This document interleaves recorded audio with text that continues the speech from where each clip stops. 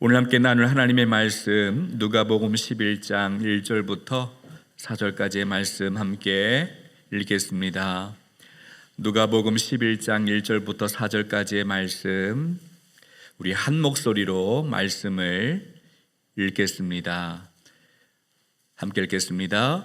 예수께서 한 곳에서 기도하시고 마치심에 제자 중 하나가 여짜오되 주여, 요한이 자기 제자들에게 기도를 가르친 것과 같이 우리에게도 가르쳐 주옵소서. 예수께서 이르시되 너희는 기도할 때에 이렇게 하라. 아버지여, 이름이 거룩히 여김을 받으시오며 나라가 임하시오며 우리에게 날마다 일용할 양식을 주시옵고 우리가 우리에게 죄 지은 모든 사람을 용서하오니 우리 죄도 사하여 주시옵고 우리를 시험에 들게 하지 마시옵소서 하라. 아멘. 우리가 수요 예배 시간마다 예수님이 제자들에게 가르쳐 주신 주기도문을 함께 배우고 있습니다. 지금까지 배웠던 내용을 잠시 생각해 보겠습니다. 예수님이 가르쳐 주시는 주기도문이 어떻게 시작하고 있습니까? 아버지여, 하나님을 향하여 아버지여 이렇게 부르라고 말씀하십니다. 하나님은 아버지이십니다.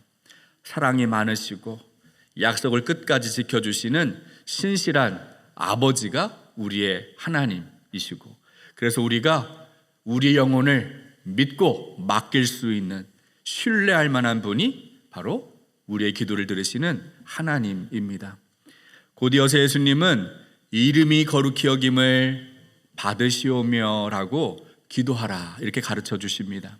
하나님은 피조물과 구별되는 창조주이십니다.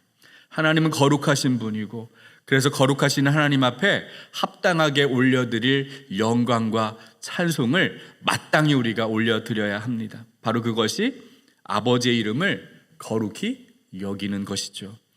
또한 이 기도는 하나님의 이름을 함부로 망령되이 일컫지 않는, 하나님의 이름을 함부로 사용하지 않겠다는 우리의 서약이기도 합니다.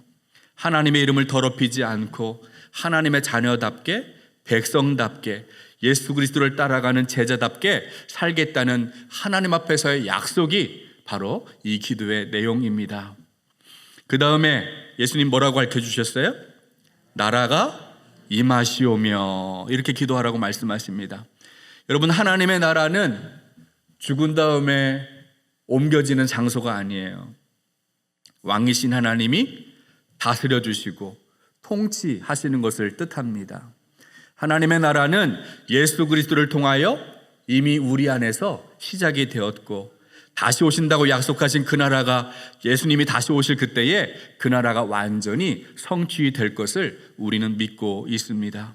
따라서 하나님의 나라가 임하시오며 라고 기도하고 있는 우리는 현실이 어둡고 캄캄해도 답답해도 낙심하지 않고 절망하지 않고 그 나라를 간절히 소망하면서 기다리는 하나님의 백성이라는 것이죠. 그 다음에 배운 내용이 뭐였어요?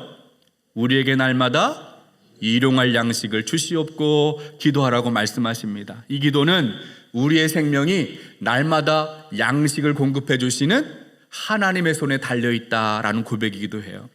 나의 생명을 지켜주시는 분, 나의 생명을 돌보시는 참 생명의 주인이 하나님이십니다. 이것을 고백하는 거예요. 그러니 어떻게 해야 됩니까? 내가 하나님만 섬기고 하나님만 의지하겠습니다. 그 기도가 이 기도 안에 담겨져 있어요. 오늘은 우리가 우리에게 죄 지은 모든 사람을 용서하오니 우리의 죄도 사하여 주시옵고라는 기도를 함께 생각해 보겠습니다.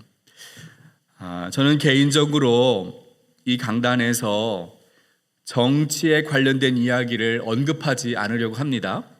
국민의 한 사람으로 저도 정치적인 소신이 있고 의견이 있습니다. 그러나 어떤 소신이나 의견도 이 설교 강단에서는 불필요하다라는 생각을 저는 갖고 있습니다. 그런데 12.3 비상계엄은 보수나 진보 좌우를 떠나서 헌법 질서를 무시한 심각한 범죄 행위입니다. 그래서 저는 분노합니다. 윤석열의 계엄령을 친위 쿠데타라고 말합니다. 일반적으로 쿠데타는 무력으로 정권을 빼앗는 행위를 말합니다. 프랑스어죠. 박정희의 5.16 쿠데타, 전두환의 12.12 쿠데타가 대표적인 사례입니다. 그런데 친위라는 말이 붙으면 정권을 유지하기 위해서, 강화하기 위해서 권력자가 스스로 계엄을 선포하는 것을 말합니다. 자기의 범죄 사실을 덮고 더 큰 권력을 소유하기 위해서 스스로 벌이는 것이 바로 친위 쿠데타입니다. 여러분, 우리 국민은 쿠데타라는 말만 들어도, 계엄령이라는 말만 들어도 놀라는 사람들이잖아요.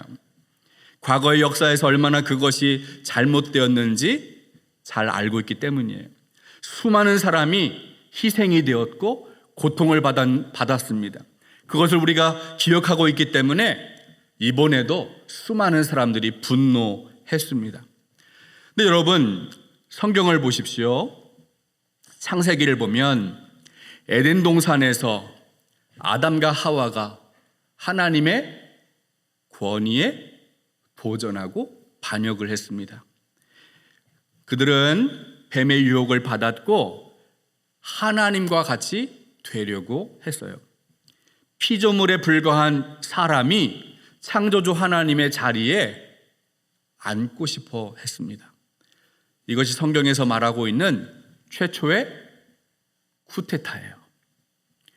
로마서를 보면 아담 이후의 모든 인간은 하나님께 이렇게 도전하고 하나님의 자리를 빼앗으려고 했습니다. 왕이신 하나님의 권위를 무시하고 자기 스스로가 그 왕의 자리에 앉으려고 했습니다. 그래서 우리는 쿠데타의 후손입니다.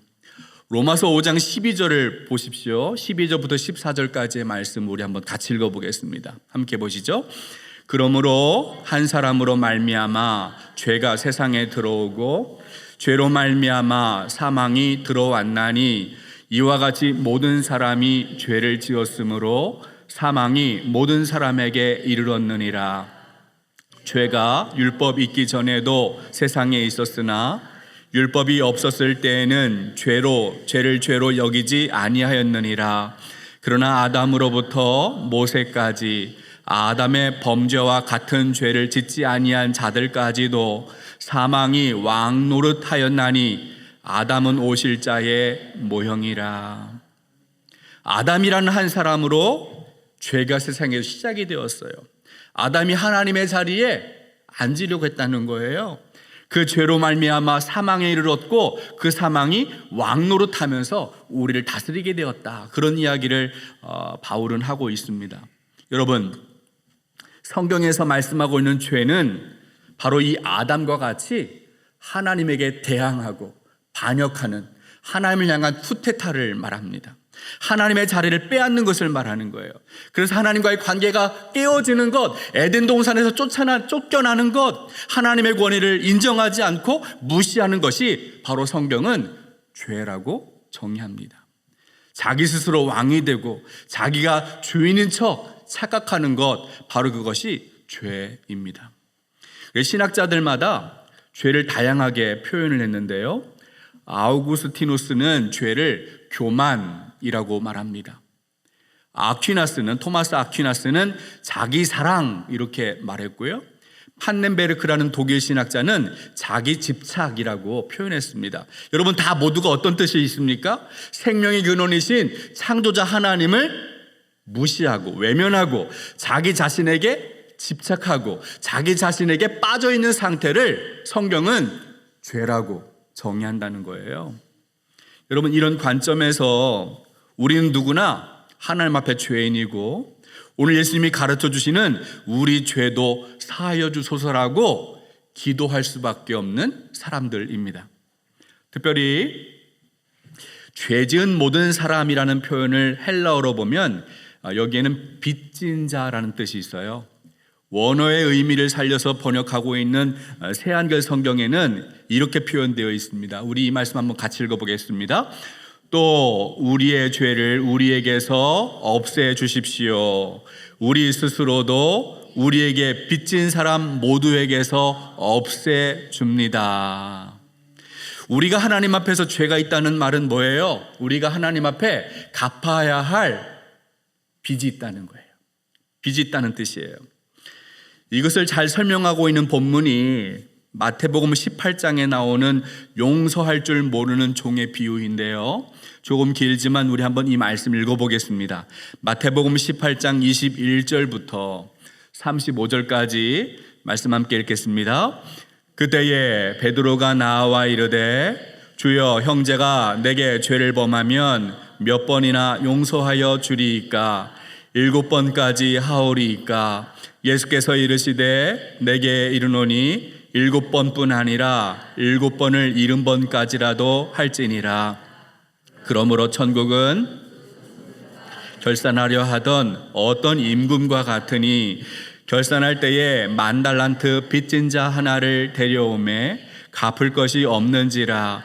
주인이 명하여 그 몸과 아내와 자식들과 모든 소유를 다 팔아 갚게 하라 하니 그 종이 엎드려 절하며 이르되 내게 참으소서, 다 갚으리이다 하거늘 그 종의 주인이 불쌍하게 여겨 그 빚을 탕감하여 주었더니 그 종이 나가서 자기에게 100다니온 빚진 동료 한 사람을 만나 붙들어 목을 잡고 이르되 빚을 갚으라 하매 그 동료가 엎드려 간구하여 이르되 나에게 참아주소서, 갚으리이다 하되 허락하지 아니하고 이에 가서 그가 빚을 갚도록 옥에 가두거늘 그 동료들이 그것을 보고 몹시 딱하게 여겨 주인에게 가서 그 일을 다 알리니 이에 주인이 그를 불러다가 말하되 악한 종아, 내가 빌기에 내가 내 빚을 전부 탕감하여 주었거늘 내가 너를 불쌍히 여김과 같이 너도 내 동료를 불쌍히 여김이 마땅하지 아니하냐 하고 주인이 노하여 그 빚을 다 갚도록 그를 옥졸들에게 넘기니라. 너희가 각각 마음으로부터 형제를 용서하지 아니하면 나의 하늘 아버지께서도 너희에게 이와 같이 하시리라. 아멘. 이 비유는 예수님의 말씀입니다. 베드로가 예수님께 묻습니다. 형제를 몇 번이나 용서해야 합니까? 물었을 때 예수님이 이 비유를 들려주셨어요. 비유에서 종은 왕에게 얼마를 빌렸습니까? 빚이 얼마예요? 1만 달란트예요. 그리고 자기 친구에게는 얼마를 빌려주었어요? 100데나리온을 빌려주었어요. 한 데나리온은 성인 하루 품삯입니다. 100데나리온은 100일 동안 하루도 쉬지 않고 일해야 모을 수 있는 돈이에요.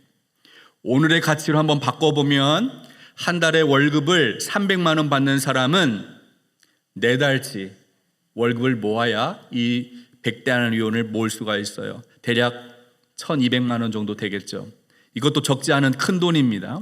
그러면 1만 달란트는 얼마일까요? 한 달란트가 6,000데나리온입니다. 6,000일 동안 한 푼도 쓰지 않고 잘 모아놔야 모을 수 있는 돈이에요. 1년에 우리가 며칠 일할 수 있어요? 365일 안 쉬고 계속 일할 수 있는 분 있으세요? 없죠. 300일 일한다 치면 20년 동안 쉬지 않고 일해야 한 달란트를 모을 수 있어요. 안 쉬고 20년 동안 일해야 됩니다.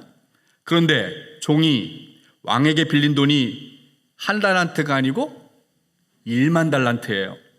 20년 동안 일해서 모을 수 있는 돈이 아니고 20만 년 동안 모아야 하는 큰 돈이에요. 자, 여러분, 제가 여러분에게 묻겠습니다. 종이 왕에게 빚진 이 1만 달란트 갚을 수 있어요, 없어요? 20만 년 살 수 있는 사람이 있어요, 없어요? 없죠. 그럼에도 이 종이 얼마나 어리석은지 교만한 종이 말합니다. 우리 마태복음 18장 26절 말씀 한번 다시 읽어보겠습니다. 함께 보시죠. 그 종이 엎드려 절하며 이르되 내게 참으소서 다 갚으리다 하거늘. 뭐라고 얘기한다고요? 갚겠다는 거예요. 이 종이 20만 년 동안 살아야 갚을 수 있는 돈을 갚겠다. 여러분, 엄청난 빚을 어떻게 갚겠어요? 그런 능력이 없습니다. 인간은 자기의 힘으로, 자기의 능력으로 자기의 죄를 해결할 수가 없어요. 그것이 바로 죄라는 거예요.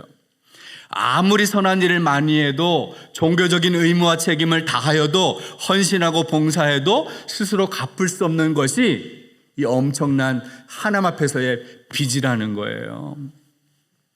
따라서 예수님이 우리 대신 십자가에 달려서 그 빚을 갚아주신 거죠. 왕은 종이 도저히 갚을 수 없는 엄청난 빚을 전부 탕감해 주셨습니다. 그럼에도 종이 100데나리온을 갚지 않았다고 자기의 친구를 감옥에 넣었어요. 여러분, 이 비유가 말해주는 5가지 죄의 의미가 있어요. 첫 번째는, 죄는 갚아야 하는, 갚지 않은 빚을 말합니다. 두 번째는, 사람은 하나님 앞에 엄청난 빚을 지었는데 그 자기의 힘으로는 이 빚을 갚을 수 없다라는 것이고요. 세 번째로, 그러나 하나님이 우리를 불쌍히 여기시고 은혜 베풀어 주셔서 모든 빚을 탕감하셨다라는 것이고요. 네 번째는, 사람과 사람 사이에서 진 빚은 하나님이 우리에게 탕감해 주신 그 빚에 비하면 작아요, 커요? 너무나도 작죠. 마지막 5번째는, 비유가 말하는 핵심이 어디에 있습니까? 하나님에게 빚을 탕감받은 사람, 빚을 탕감받은 것을 깨달은 사람은 어떻게 해야 됩니까? 형제의 빚도 탕감해 줘야 한다는 거예요. 여러분, 예수님이 이 비유를 말씀하시는 이유가 무엇입니까? 오늘 예수님이 기도를 가르쳐 주시면서 우리가 우리에게 죄 지은 모든 사람을 용서하오니 우리 죄도 사하여 주시옵고 기도하라고 말씀합니다. 주기도문을 고백하는 사람은, 주기도문의 기도를 믿고 기도하는 사람은 하나님과 화해한 사람이죠. 도저히 갚을 수 없는 엄청난 빚을 하나님이 탕감해 주셨다는 이 사실을 깨달은 사람이 이런 기도를 할 수 있어요. 그러면 하나님의 용서를 깨닫고 엄청난 빚을 탕감받았다는 사실을 인정하면 그 다음 우리가 어떻게 해야 합니까? 우리는 우리에게 죄 지은 모든 사람을 용서해 줘야 한다는 거예요. 우리에게 빚진 자들의 그 빚을 탕감해 줘야 한다는 거예요. 하나님이 탕감해 주신 것과 비교하면 너무나도 작은 그 빚을 마땅하게 탕감해 줘야 한다는 것입니다. 이것이 예수님이 기도를 가르쳐 주시는 목적이에요. 사실 우리가 살아가는 현실은 다른 사람을 용서하는 일이 어려워요, 쉬워요? 어려워요. 조금만 기분 나쁘게 해도 잠을 못 잡니다. 이를 바득바득 갈죠. 누군가 의도적으로 나를 괴롭힌다면 속상합니다. 그들의 빚을 탕감해 주는 것이 아니라 고통을 되갚아주고, 빚을 탕감하는 것이 아니라 고통을 돌려주고 싶어요. 내가 받은 고통을 보복하고 싶은 마음이 들어요. 우리에게는 용서할 능력이 없어요. 우리 힘으로 불가능합니다. 이럴 때마다 우리가 어떻게 해야 합니까? 우리가 탕감받은 그 1만 달란트의 빚을 떠올려야 하는 거예요. 하나님이 우리에게 베풀어 주신 은혜를 생각해야 하는 거예요.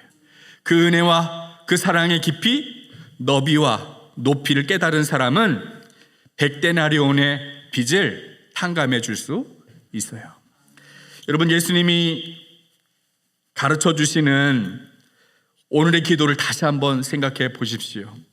우리가 우리에게 죄 지은 사람을 용서하오니 우리 죄도 사하여 주시옵고. 이 기도는 하나님이 나의 죄를 용서해 주신 것처럼 나도 형제의 죄를, 자매의 죄를 용서할 수 있게 도와달라는 청원이기도 합니다. 그와 동시에 내가 용서를 받았으니 나도 용서하겠습니다라고 하나님 앞에서 다짐하는 서원이기도 해요. 영국의 시인 조지 허버트라는 분이 있어요. 이 허버트라는 분이 이런 이야기를 합니다. 다른 사람을 용서하지 못하는 사람은 천국에 도달하기 위해 반드시 건너야 하는 다리를 허물고 있는 것이다. 사람은 누구나 용서를 받을 필요가 있기 때문이다. 여러분 중에서 나는 용서가 필요 없어, 나는 누군가에게 죄를 짓지도 않았고 누군가의 마음도 아프게 하지 않았고 나는 너무나도 잘 살고 있어서 용서받을 필요가 없어 하는 사람 있으세요? 없죠. 그런데도 우리가 누군가를 용서하지 않으면 그건 뭐라고요? 하나님께 가는 천국의 다리가 있는데 그 다리를 스스로 깨뜨리고 있는 사람이라는 거예요. 우리가 누군가를 용서하는 것은 먼저 하나님의 용서를 받았기 때문입니다. 우리가 누군가를 용서함으로써 하나님의 용서가 얼마나 큰 것인지 깨닫게 되고 그 용서를 통해서 하나님께 더 가까이 갈 수 있다라는 거예요. 바울은 하나님의 이런 용서를, 이런 사랑의 깊이를 깨달았습니다. 그는 자신을 죄인 중에 괴수라고 고백합니다. 그래서 바울은 하나님의 용서를 깊이 깨닫고 어떤 고백을 하냐면 우리 에베소서 4장 32절 말씀 읽어보겠습니다. 에베소서 4장 32절 함께 읽겠습니다. 서로 친절하게 하며 불쌍히 여기며 서로 용서하기를 하나님이 그리스도 안에서 너희를 용서하심과 같이 하라. 아멘. 여러분, 기독교는 하나님의 용서로 출발해요. 하나님의 사랑을 경험하는 것이죠. 그리고 그 사랑, 그 용서가 내 안에만 머물러 있는 것이 아니라 나 자신과 우리의 가족, 친구, 교우, 이웃을 용서하는 삶으로 뻗어 나아가는 거예요. 하나님의 용서를 더 깊이 깨닫게 되면 될수록 형제와 자매를 용서할 수 있고 내가 용서를 해야 하나님의 나라를 이 땅 가운데서 경험하며 살아갈 수가 있어요. 반대로 누군가를 미워하고 용서하지 않으면 자기 스스로 감옥 안에 걸어 들어가는 거예요. 여러분, 감옥 안에 갇히면 얼마나 답답해요. 근데 그 사람만 생각하면 내가 꽉 막히는 것 같죠? 그거는 내가 만든 감옥에 내가 스스로 갇히는 거예요. 용서해야 그 감옥에서 나올 수가 있어요. 미워하는 마음 가져보세요. 그 자체가 지옥이에요.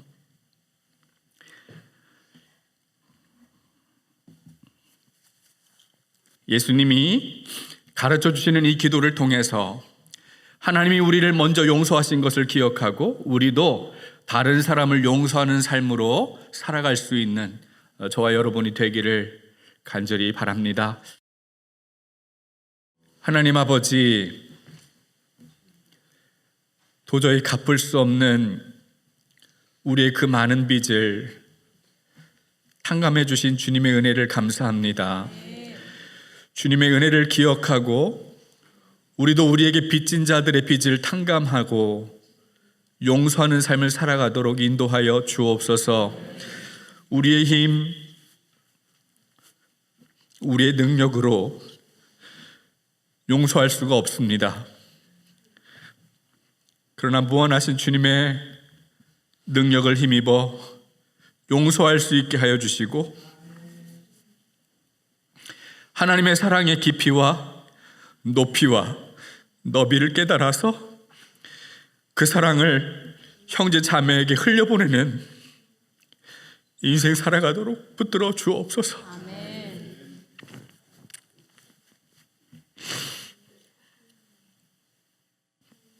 이제는 우리 주 예수 그리스도의 크신 은혜와 하나님의 놀라우신 사랑과 성령의 인도하심과 도우시는 능력이 주님의 크신 사랑을 깨닫고 그 사랑을 우리의 이웃에게로 흘려보내기를 소원하는 우리 중앙선결교회 모든 가족 위에 지금부터 영원토록 함께하여 주시기를 간절히 축원하옵나이다. 아멘.